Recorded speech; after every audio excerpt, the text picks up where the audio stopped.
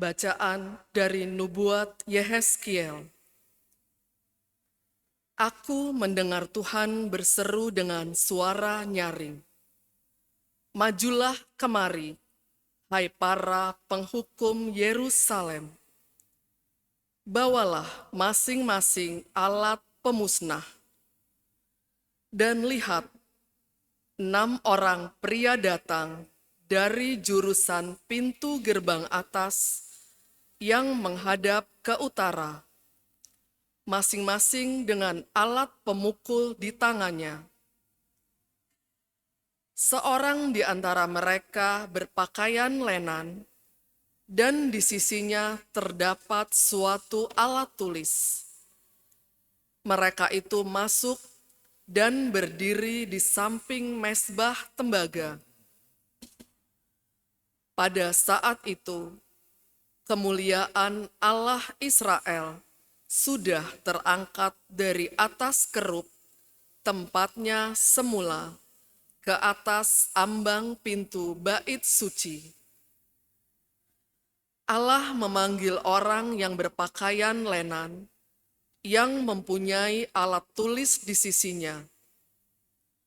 Lalu Tuhan bersabda kepadanya, "Berjalanlah di tengah-tengah kota Yerusalem, dan tulislah huruf T pada dahi orang-orang yang berkeluh kesah karena segala perbuatan keji yang terjadi di sana. Dan kepada yang lain-lain, aku mendengar Tuhan berkata, ikutilah dia dari belakang melintasi kota itu, dan pukullah sampai mati. Janganlah merasa sayang, dan jangan kenal belas kasihan. Orang-orang tua, teruna dan dara-dara, anak-anak kecil dan para wanita, bunuh dan musnahkanlah. Tetapi semua orang yang ditandai huruf T, jangan kalian sentuh, dan mulailah dari tempat kudusku." Maka mulailah mereka dengan orang tua-tua yang berada di depan bait suci. Kemudian ia bersabda kepada mereka, "Najiskanlah bait suci itu, dan penuhilah pelatarannya dengan orang-orang yang terbunuh. Ayo, pergilah." Mereka pergi keluar dan memukuli orang-orang sampai mati di dalam kota. Lalu kemudian Tuhan pergi dari ambang pintu bait suci dan hinggap di atas kerub-kerub. Kerub-kerub itu mengangkat sayap mereka, dan waktu mereka pergi, aku melihat mereka naik dari tanah, dan roda-rodanya bersama dengan mereka. Lalu mereka berhenti di dekat pintu gerbang rumah Tuhan di sebelah timur, sedang kemuliaan Allah Israel berada di atas mereka. Itulah makhluk-makhluk hidup yang dahulu kulihat di bawah Allah Israel di tepi sungai Kebar. Dan aku mengerti bahwa mereka adalah kerub-kerub. Masing-masing mempunyai 4 muka dan 4 sayap, dan di bawah sayap mereka ada bagian yang berbentuk tangan manusia. Kelihatannya muka mereka serupa dengan muka makhluk-makhluk yang kulihat di tepi sungai Kebar. Masing-masing berjalan lurus ke depan. Demikianlah sabda Tuhan. Syukur kepada Allah. Kemuliaan Tuhan mengatasi langit. Pujilah, hai hamba-hamba Tuhan. Pujilah nama Tuhan. Kiranya nama Tuhan dimasyurkan sekarang dan selama-lamanya. Dari terbitnya matahari sampai pada terbenamnya, terpujilah nama Tuhan. Tuhan tinggi mengatasi segala bangsa, kemuliaannya mengatasi langit. Siapakah seperti Tuhan Allah kita yang diam di tempat tinggi, yang merendahkan diri untuk melihat ke langit dan ke bumi?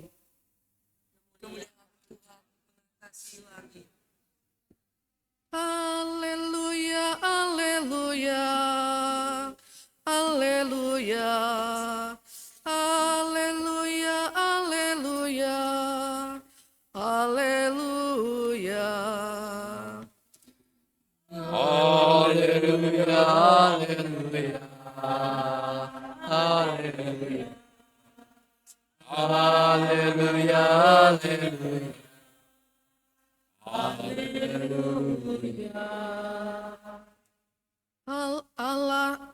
Allah telah menduniakan dengan dirinya dalam Kristus dan mempercayakan warta perdamaian kepada kita. Haleluya, haleluya, haleluya. Haleluya, haleluya, haleluya.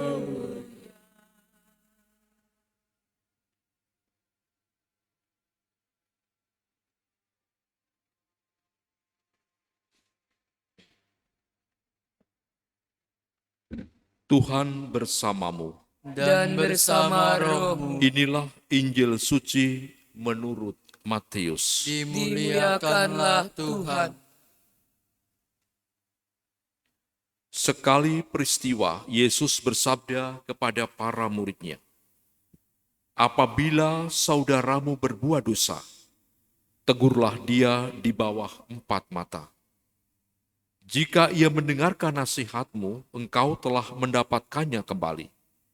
Jika ia tidak mendengarkan dikau, bawalah seorang atau 2 orang lain, supaya atas keterangan 2 atau 3 orang saksi, perkara itu tidak disangsikan.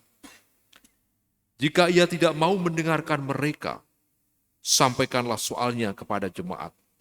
Dan jika ia tidak mau juga mendengarkan jemaat, pandanglah dia sebagai orang yang tidak mengenal Allah atau seorang pemungut cukai.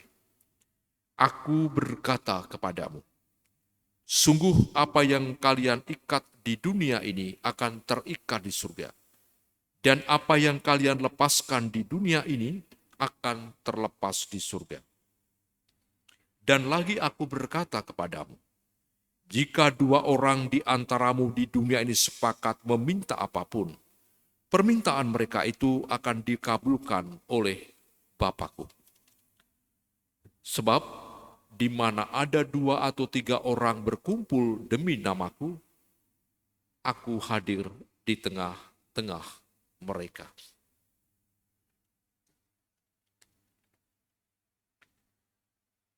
Demikianlah sabda Tuhan. Terpujilah Kristus.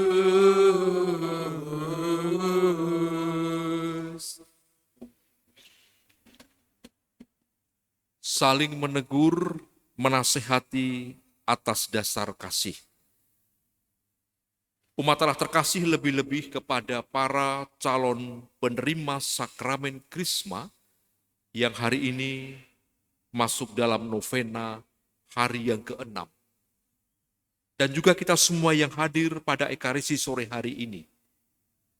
Kita diingatkan bahwa kita punya panggilan, tugas dan perutusan dalam kebersamaan hidup bersama dengan yang lain untuk saling mengingatkan, saling menegur demi kebaikan orang yang kita tegur, karena telah melakukan tindakan kesalahan ataupun dosa, dengan harapan agar orang bisa kembali kepada jalan yang baik, agar orang bisa mengalami kasih Tuhan, dan juga akhirnya hidupnya menjadi berkat bagi yang lain.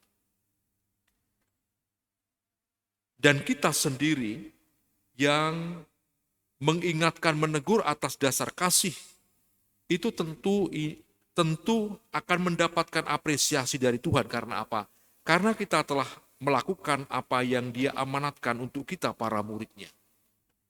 Memang ada prosedur, ada mekanisme, ada cara. Dan cara yang perlu kita buat ketika kita hendak menegur, hendak menasihati orang lain yang bersalah atau berdosa, kita harus berhadapan dengan mereka secara empat mata. Pribadi. Jadi ketika kita melihat, mendengar orang lain salah, kita diminta untuk datang secara pribadi, empat mata.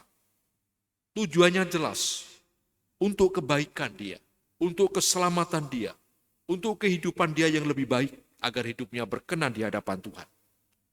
Tetapi ketika tidak mempan atau tidak mau mendengarkan, kita juga diminta untuk mendatangkan 2 atau 3 orang saksi. Dengan cara demikian supaya apa yang dikatakan oleh 2 atau 3 orang saksi ini menguatkan bahwa apa yang kamu perbuat, apa yang kamu lakukan itu keliru. Dan itu tentunya melanggar perintah Tuhan.